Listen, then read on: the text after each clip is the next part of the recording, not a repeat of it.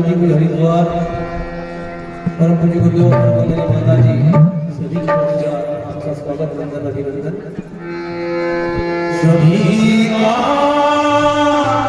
स्वागत है जीवा, सभी का स्वागत है।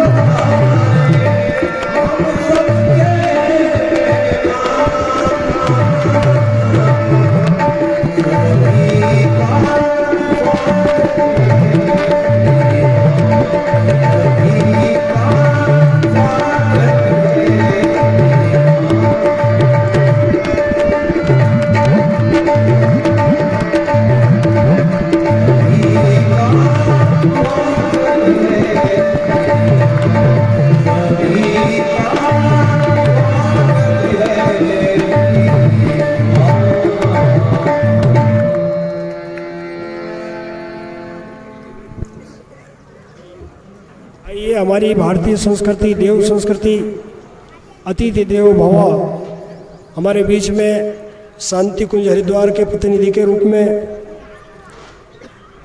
और उद्गाता बंधु शांति कुंज की टोली, इनका स्वागत सम्मान के लिए मैं यहाँ से नाम बोल रहा हूँ। वो यहाँ पर पधारे विष्णु प्रसाद जी, लक्ष्मीनारायण जी आ जाए, लक्ष्मीनारायण जी, लालजी राम जी, नंद किशोर जी, देवनारायण जी, अरविंद जी आर्य, आप जल्दी से आ जाए, 80 की स्पीड में आए तुरंत, क्योंकि समय उस साइड से आ जाना है।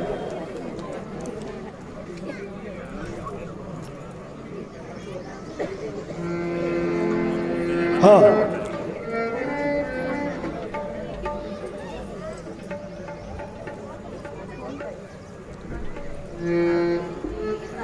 लक्ष्मी नारायण जी, लालजी राम जी, आप हमारे परम सत्य आदरणीय पंडित जी का सम्मान करेंगे।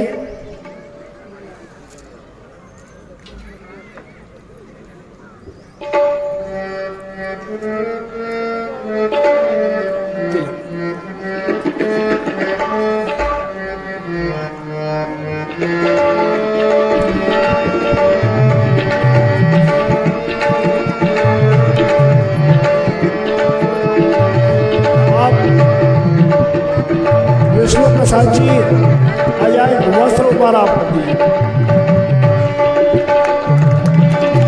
विष्णु प्रसाद जी हमारा उद्गाता बंधु,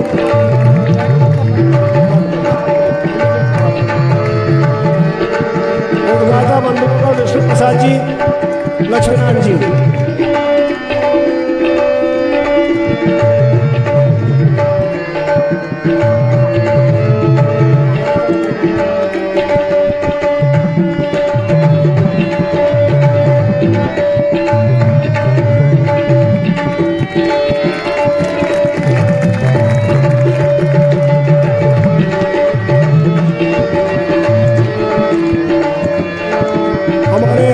उज्जैन प्रभारी महेश जी आचार्य का स्वागत के लिए विष्णु प्रसाद जी, उज्जैन प्रभारी।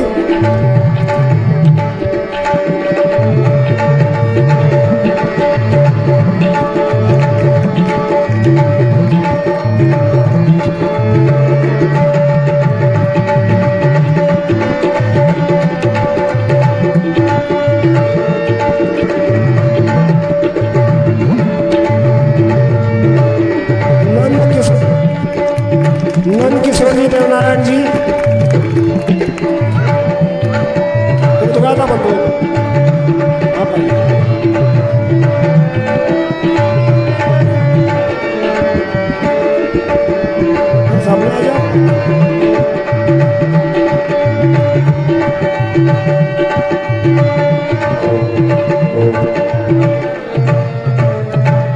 आ जाओ जल्दी।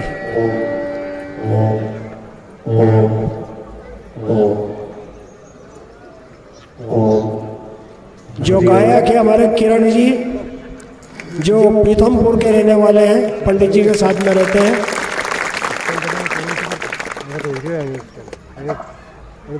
अरविंद जी आर्य करेंगे स्वागत।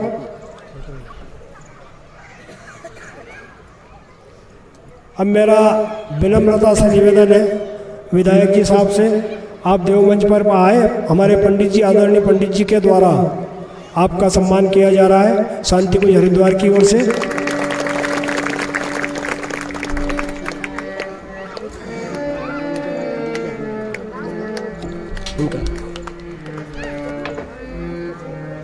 उपवस्त्र, गायत्री मंत्र के उपवस्त्र से, पुष्पहार से आपका सम्मान किया जा रहा है।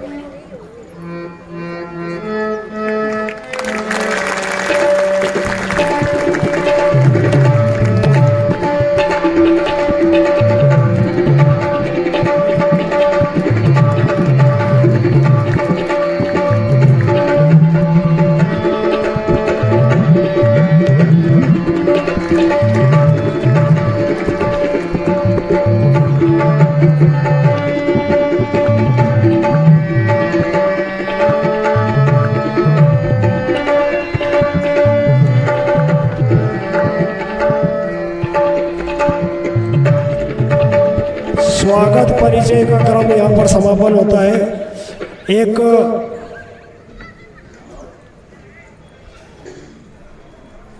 देखिए, आपका हमारा सभी का बड़ा परम सौभाग्य है, परम श्रद्धेय आदरणीय पंडित जी को आप सब लोग नाम से जानते हैं।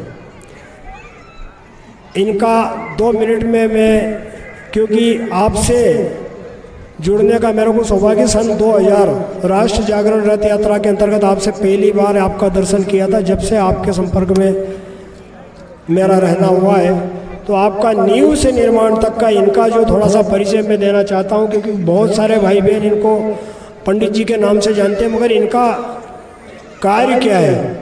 जैसे कि उदाहरण के लिए, नींव से जब शुरू होती है तो 1995 में गायत्री धाम सेंधवा, एक पलाश का पेड़, जो खाकरे का पेड़ होता है, वहाँ पर आप अपनी माँ को साथ में लेकर के, गौ माता का नाम आपने सुना होगा, सुरभि माता, उसको लेकर के वहाँ जाकर के आप पहुँच गए थे। तो वहाँ के पड़ोस के भाई लोगों ने, आदिवासी भाइयों ने इनको रहने के लिए कुटिया बना दी थी। आप लगभग 3 वर्ष तक उस कुटिया में रहे। उसके तत्पश्चात आपने गौ माता के विज्ञान को पढ़ा। धीरे धीरे गौ माता का परिवार बढ़ाने के लिए 24 छोटी छोटी गौ माताओं को आप लेकर के आए थे। तो 24 गाय से आज इस समय पर वर्तमान में 350 140 गाय माता इनके पास में है।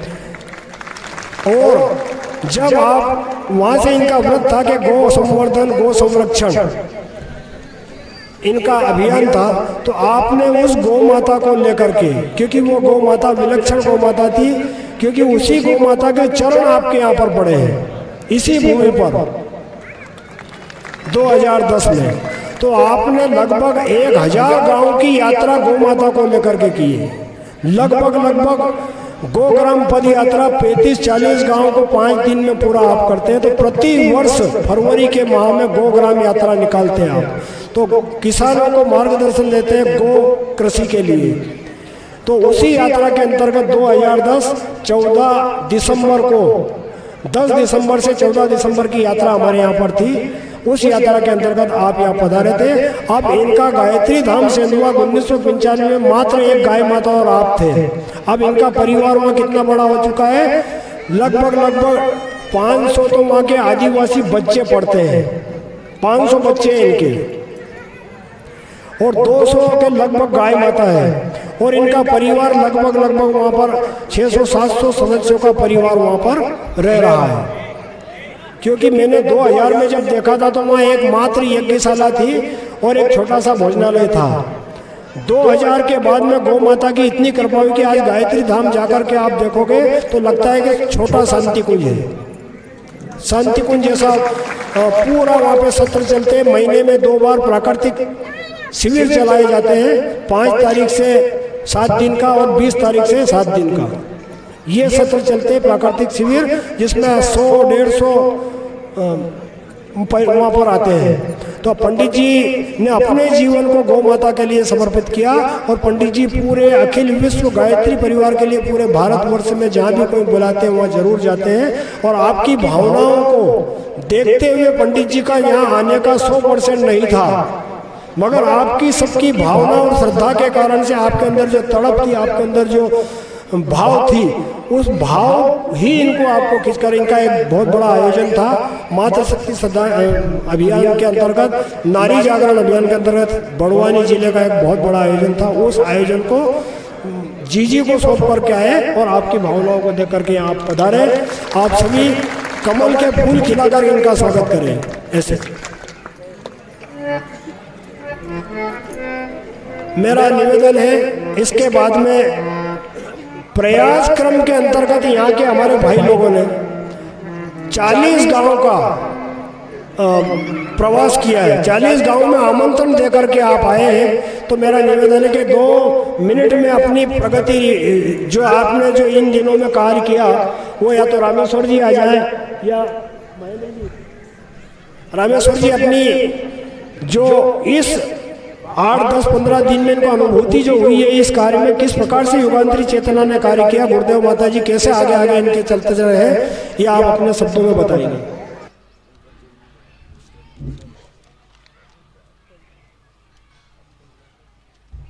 जय बोले गायत्री माता की जय, शांति कुंज हरिद्वार की जय, परम पूज्य गुरुदेव की जय, वंदनीय माता जी की जय।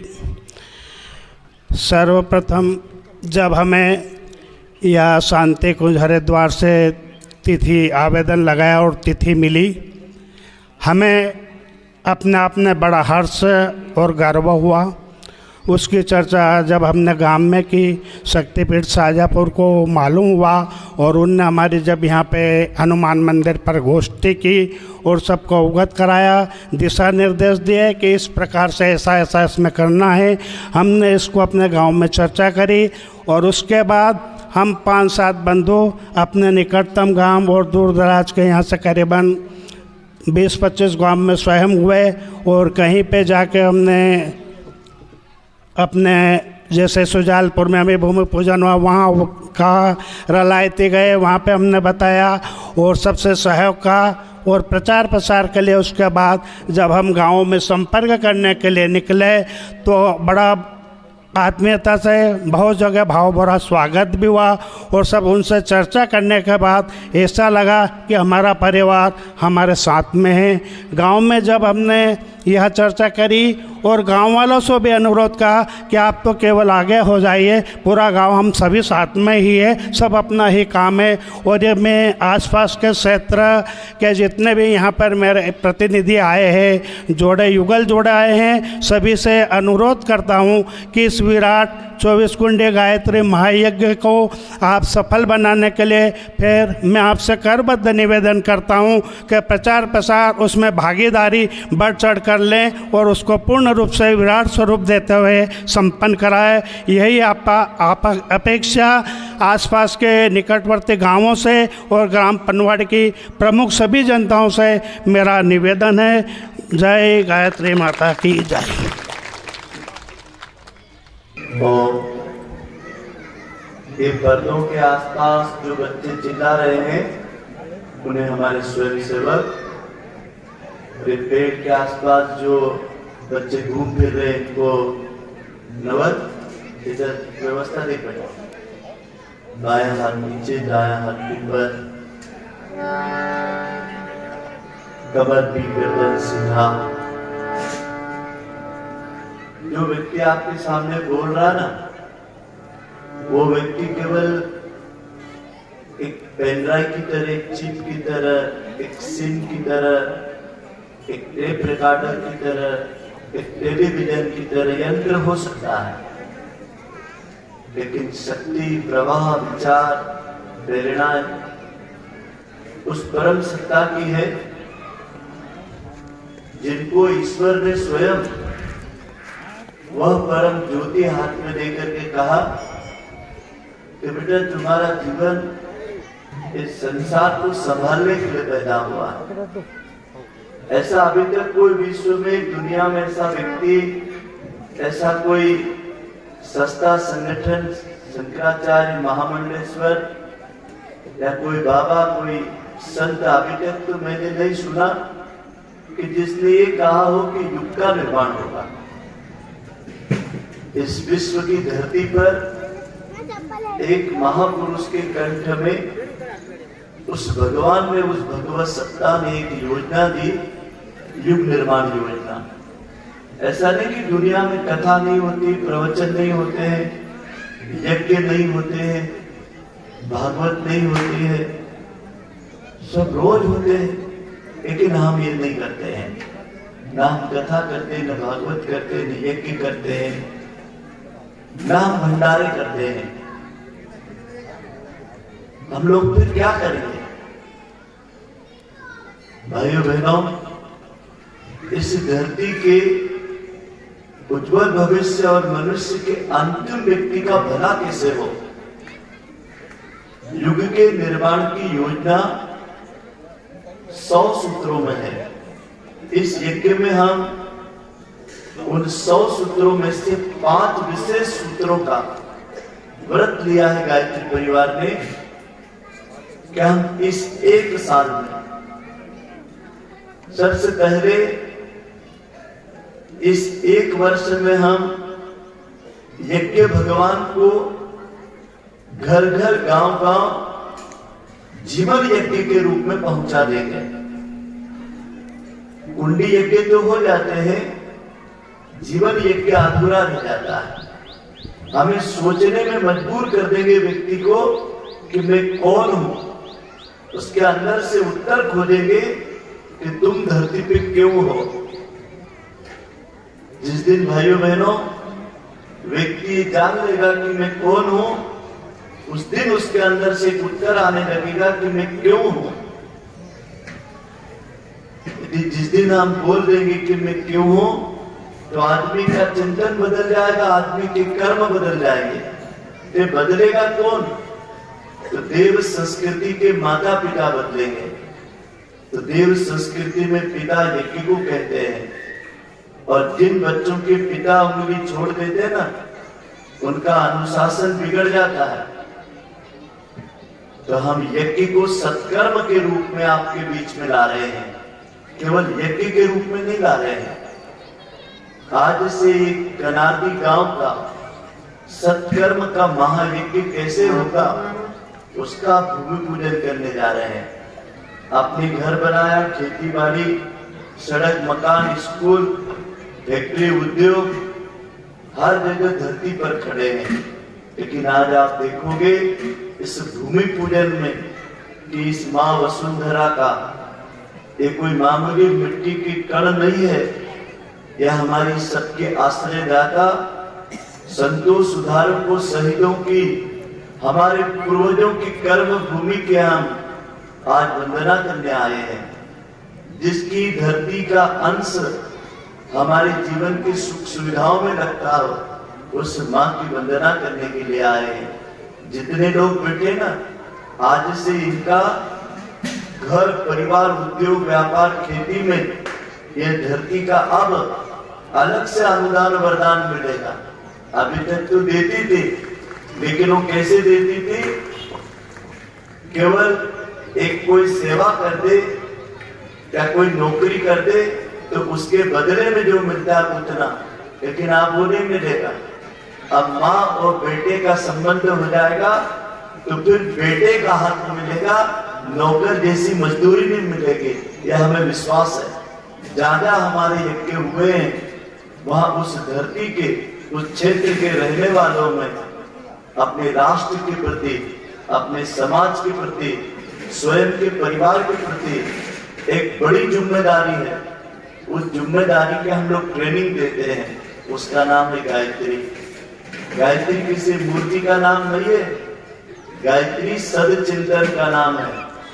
हम आपके मन मस्तिष्क में जो कुचिंतन बैठा हुआ है, जो कुविचार बैठा हुआ है, जो एक मनुष्य की ईर्ष्या की, द्वेष की जो प्रवृत्ति बैठी हुई है, वो समाज के लिए, व्यक्ति के लिए एक दिमक का काम कर रहा है। अंदर ही अंदर स्वयं को और समाज को खोखला कर रहा है। तो हम लोग क्या करते हैं, एक ऐसी विचार शक्ति का वातावरण पैदा करते हैं जो सर्वजन हिताय सर्वजन सुखाय, आप सबके हित में ये विश्व का हित समाया है। ये करेगा कौन? हम लोग तो आज आ गए, अब आज से यज्ञ की पूर्णाहुति तक आपका जो प्रयास कार्यक्रम में बहुत सारे कार्यक्रम होंगे। मंगल ज्योति कलश गांव गांव जाएगा, मोहल्ले मोहल्ले जाएगा। फिर ये ज्योति कलश के बाद में मंडप के निर्माण होंगे, यज्ञ के आचार्य आएंगे। इन सबको शक्ति कौन देगा? सजल सदा प्रखर प्रज्ञा अखंड दीपक। आप बोलेंगे कौन ऐसा? भाइयों बहनों, 1000 वर्ष तक भगवान योजना बनाता है किसी युग को बदलने के, और फिर युग का एक युग देवता का वो आह्वान करता है, और वो युग देवता इस सदी में एक प्रकाश शरीर से हिमालय में अवतरित हुआ। ऐसा हम लोग बैठते हैं ना, ऐसे ऋषि लोग हिमालय में बैठते हैं गिरी गंगा गुफाओं से निकलकर। उन्होंने विचार किया कि अपना अपना थोड़ा थोड़ा तप दे दो। जैसे राम के अवतरण के पहले सीता का अवतरण हुआ, तो सीता का अवतरण सभी ऋषियों ने रक्त की बूंदे कलश में छोड़ी, और वो कलश धरती में स्थापित किया।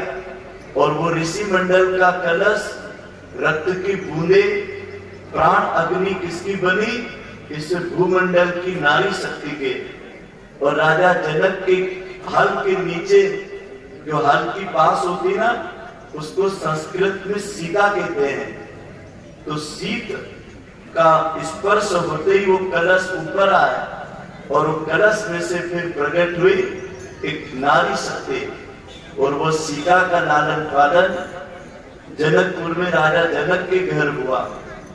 और इतिहास साक्षी है कि प्रभु रामचंद्र जी के उस महाअभियान को असुर सत्ता और रावण की सवलत नाती पोती के दुष्ट अत्याचारी कुशासन को मिटाने के लिए माता सीता को ऋषि रक्त से आना पड़ा। ऐसे 10 अवतारों की 10 कथाएं हैं, लेकिन मैं तो आपको अब इशारा कर रहा हूं कि इस समय एक दैत्य का जन्म हुआ, और उसका नाम है विज्ञान। और जब विज्ञान का आविष्कार आज से 60 साल पहले तक जो लोग थे, उनको पता है कि जीवन क्या था, परिवार क्या था, समाज क्या है। धीरे धीरे भूलते भूलते आज आदमी के हाथ में विज्ञान का सूक्ष्मीकरण युग हाथ में आया। तब उसकी बुद्धि कुबुद्धि में परिवर्तित हो गई, और जहां कुमति आती है वहां सबसे पहले विपत्तियां आती है। आज संसार में, गांव में, देश में जितनी समस्याएं हैं, उसका एकमात्र कारण कुमति। अभी वर्तमान में हमारा प्रयागराज का कुंभ हुआ। भाइयों बहनों, इसके पहले भी कुंभ हुए थे, लेकिन आपको पता है वो कुंभ कहाँ हुआ था? प्रयाग का कुंभ पहले कहाँ हुआ था? इलाहाबाद में हुआ था। उसका एक अपभ्रंश नाम बना था इलाहाबाद। और ये इलाहाबाद क्या है?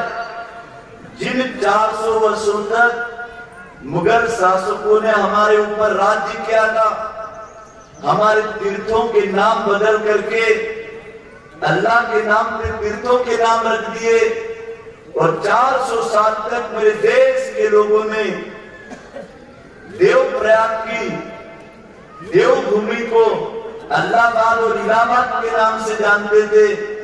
विश्व में पहली घटना घटी कि भारत नहीं, पूरे विश्व ने इस बार संवत 2081 का 2025 में विश्व स्तरीय कुंभ 66 करोड़ 30 लाख लोग वहां पहुंचे और विश्व के प्रत्येक व्यक्ति ने संचार क्रांति से कुंभ में भाग लिया।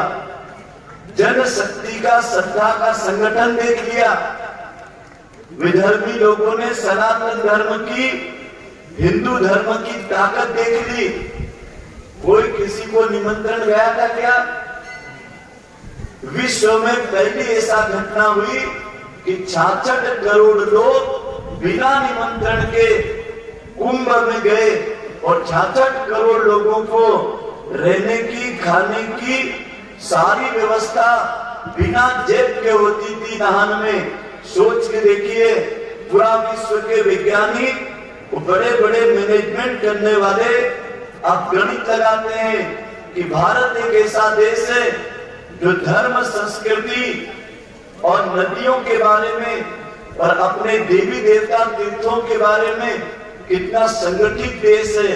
अब किसी की ताकत नहीं क्या हमारे देश को गुलाम बनाने की, हमारे देश को लूटने की, हमारे देश में फिर शासन करने की कोई दिमाग में सोच भी सकता है?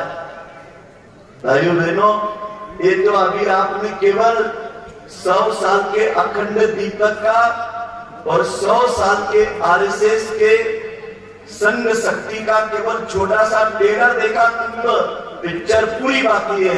ये तो केवल 45 दिन का आपने कार्यक्रम देखा। अब कुंभ तो अब शुरू होगा, महासंग्राम अब शुरू होगा। देव और दानवों के द्वारा ही लड़ाई लड़ी गई थी और जब अमृत निकला तो कुंभ में गया। ये ज्योति कलश जो है ना, ये देव संस्कृति के रक्षा का कुंभ कलश है। हमने भी नहीं सोचा था कि इस कुंभ का जिस दिन समापन होगा उस दिन उज्जैन की महाकाल की धरती से फिर गुरुदेव भगवान के पंच वीर भद्रों के पंच रत्न के रूप में, पंच देवों के रूप में पंच कलश मध्य प्रदेश के छोर तक जाएंगे और भारत के एक एक गांव गिरी कंदरा तक जाएंगे। ये विश्व की पहली घटना होगी। उसका एक चरण आपके कनार्दी गांव में हो रहा है। 24 बनवारी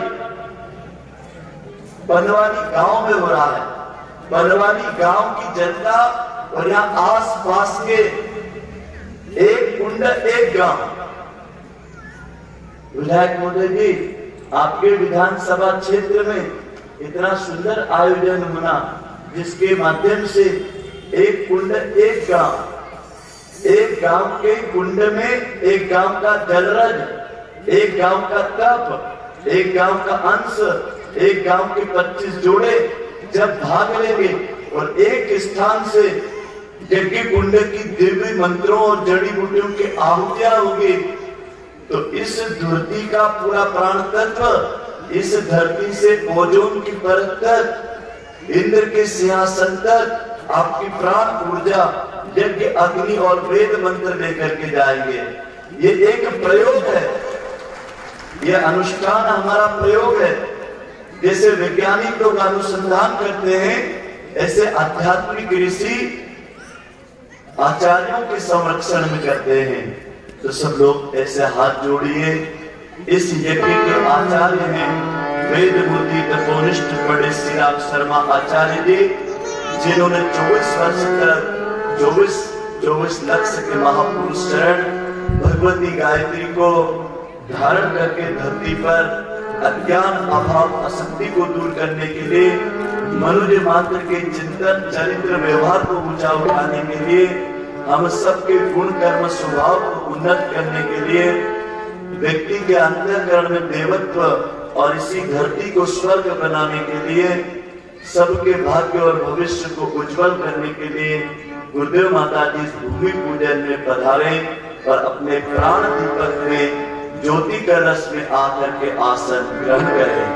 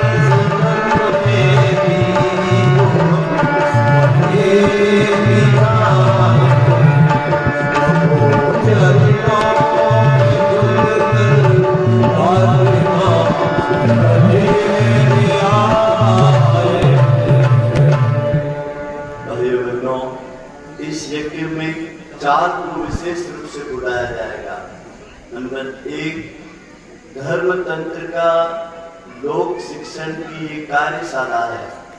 इस यज्ञ में जितने धर्माचार्य, जितने देवालय हैं, उनके पुजारियों को, पंथ संप्रदायों के आचार्यों को, दूसरा समाज के जनप्रतिनिधि, सांसद, विधायक, ग्राम पंचायत, इन समाज के जनप्रतिनिधियों को बुलाया जाएगा। और तीसरा विभूति संपन्न प्रशासन के अधिकारी, इंजीनियर, डॉक्टर, वकील, उद्योगपति, इस क्षेत्र के विभूति संपन्न लोग। और चौथे नंबर पर कलाकारों को बुलाया जाएगा, जो भी कला के क्षेत्र में जुड़े हैं, चाहे वो कला के क्षेत्र में गायन वादन हो, चाहे लोकल मीडिया हो, चाहे पत्रकार बंधु हो, चाहे लेखक बंधु हो, जिस क्षेत्र के भी विभूति कलाकार हैं उनको। और अंत में 5वें नंबर पर समाज के अंतिम भावनाशील सदगृहस्थियों को बुलाया जाएगा। आप जैसे भावनाशील जो खेती बाड़ी, उद्योग, व्यापार, कृषि, इस यज्ञ में एक अन्न, एक कुएं का जल, एक मंडप, एक अग्नि, एक मन, एक भाव से सभी परमात्मा के प्राणियों के लिए रास्ते खुले रहेंगे। इस यज्ञ में लिंग भेद नहीं है, जाति भेद नहीं है, वर्ग भेद नहीं है, कोई ऊंच नीच, छोटे बड़े का भी यहाँ पर कोई स्थान नहीं है। आपसे निवेदन है, यह एकता, ममता, शुचिता और समता के जागरण के लिए है। ये यज्ञ कोई दक्षिणा के लिए नहीं है, ये यज्ञ किसी जाति वर्ग के लिए नहीं है, ये व्यक्ति किसी विशेष व्यक्ति के संकल्प से नहीं है। इसका संकल्प करने वाला स्वयं भगवान है, उसके हम सहयोगी बनने जा रहे हैं। इस भाव से आदरणीय विधायक महोदय जी इस क्षेत्र के बड़े अभिभावक होते हैं, उनकी राजतंत्र की ओर से इसमें क्या भावना होनी चाहिए, उनकी क्या भूमिका होनी चाहिए, पर आपके प्रति जनप्रतिनिधियों की जो मंगल भाव है, बड़े सम्मान के साथ आदरणीय विधायक महोदय जी